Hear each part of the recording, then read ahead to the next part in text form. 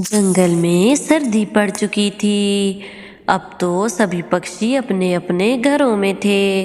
अरे माँ, मुझे बहुत ठंड लग रही है। अब तो मुझे रज़ाई चाहिए। मेरे सभी दोस्तों के घर में रज़ाई है, वो आराम से सोते हैं। कल सारी रात भी मैं ठंड से मरता रहा। अरे मेरे प्यारे बेटे, तुम घोंसले में होकर सो जाओ। तुम्हारी माँ के पास इतने पैसे नहीं हैं कि तुम्हारे लिए रज़ाई खरीद सके। मैंने कुछ पैसे जमा किए हैं, इनसे मैं तुम्हारे लिए सुबह एक छोटा सा कंबल ले आऊँगी। अरे माँ, ठीक है, तुम मेरे लिए कंबल ही ले आना। यूं ही सुबह हो गई थी। रानू बेचारी तो बहुत परेशान थी, क्योंकि उसके घर में ओढ़ने को ना रज़ाई थी और ना ही कोई कंबल। और सर्दी इतनी रात को हो जाया करती थी कि उसका बेटा रोना शुरू कर देता था। इसीलिए रानू ने कुछ पैसे बचा कर रखे थे। रानू उन पैसों से कंबल खरीद लाती है।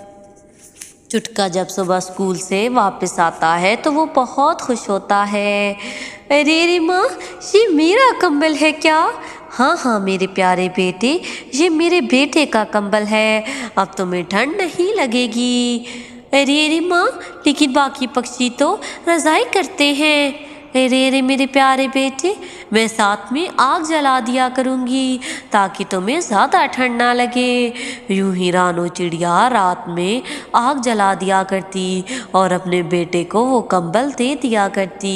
अरे माँ, क्या तुम्हें ठंड नहीं लग रही? अरे मेरे प्यारे बेटे, तुम सुकून से सो जाओ, मेरी खैर है। रानू बेचारी तो सारी रात ठंड में मरती रहती, लेकिन अपने बेटे को आराम से सुलाती थी। यूं ही रानू तो लोगों के खेतों में काम किया करती थी। वो दिन रात काम करती ताकि अपने बेटे का पेट पाल सके। एक दिन जंगल में मौसम बहुत खराब था, बर्फबारी हो रही थी। यूं ही गौरी कव्वी रानू के घर आती है। अरे रानू, तुम्हारे घर से तो बहुत अच्छी खुशबू आ रही है। हाँ हाँ गौरी, 2 हफ्ते हो गए हैं मैंने अपने चुटके के लिए कोई अच्छी चीज़ नहीं बनाई। आज मुझे पैसे मिले हैं तो मैंने सोचा अपने बेटे के लिए चावल बना लेती हूँ। अरे हमें नहीं चखाओगी क्या? हाँ हाँ गौरी, कोई बात नहीं, थोड़े से ज़्यादा चावल भिगोए हैं, तुम भी एक प्लेट ले लेना। अरे रानू, आज तो बाहर बहुत ठंड है, तुम तो यहाँ पर आग के पास बैठी हो, वहाँ कमरे में तो बहुत ठंड है, मैं कैसे इंतज़ार करूँ? अरे गौरी, तुम यहीं आग के पास बैठ जाओ। अरे रानू, मैं तो इतनी देर बैठ नहीं सकती, मैं लेट कर आराम करना चाहती हूँ। वैसे भी मैंने सुना है तुमने एक नया कंबल लाया है जो कि बहुत गर्म है। रज़ाई खरीदने की तो हम गरीबों की औकात नहीं है। हाँ हाँ गौरी, तुमने ठीक सुना, मैंने कुछ पैसे इकट्ठे कर रखे थे, उन्हीं पैसों से अपने चुटके के लिए वो कंबल ले आई हूँ। मेरी खैर है, मुझे ठंड लगती भी है तो मैं बर्दाश्त कर लेती हूँ, लेकिन चुटके को सुबह स्कूल जाना होता है, वो अब आराम से सो जाता है। यूं ही गौरी कभी तो उस कमरे में जाकर चुटके का कंबल ओढ़कर सो जाती है। यूं ही वो काफ़ी देर सोती रहती है। इतने में चुटका भी घर आ गया था। अरे माँ, आज तो बहुत अच्छी खुशबू आ रही है। हाँ मेरे प्यारे बेटे, मैंने तुम्हारे लिए चावल बनाए हैं, तुम खा लो। यूं ही चुटका चावल खा लेता है। अरे चुटके, कहाँ जा रहे हो? अरे माँ, मैं अपने कंबल में सोने जा रहा हूँ, बाहर बहुत ठंड है और आज मुझे ट्यूशन से भी छुट्टी है, तो मैंने सोचा मैं अपने कंबल में जाकर सो जाता हूँ।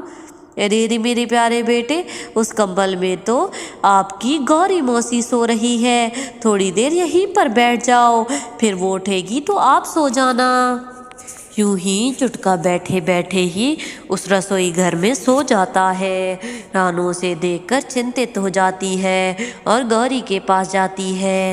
अरे गौरी, उठ जाओ, ये चावल पक गए हैं, तुम्हें तो सोते हुए 4 घंटे हो गए हैं, तुम जाओगी तो मेरा चुटका इस कंबल में सोएगा।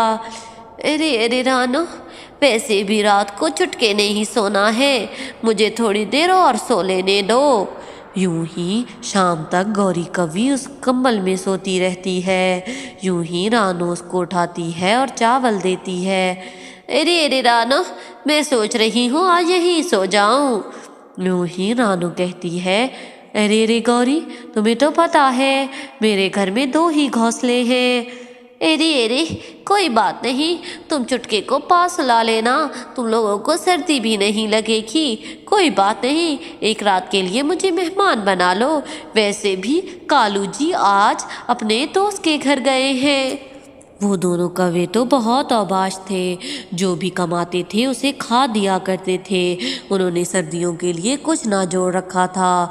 कालू कौवा भी अपने मिट्ठू तोते के यहाँ जाकर सो जाता है और बेचारा मिट्ठू सारी रात बगैर कंबल के सोता है। यूं ही दूसरी तरफ रानो और उसका बेटा भी सारी रात सर्दी में पड़े रहते हैं। चुटका तो सर्दी की वजह से सो भी नहीं पाता। जंगल में सुबह हो गई थी।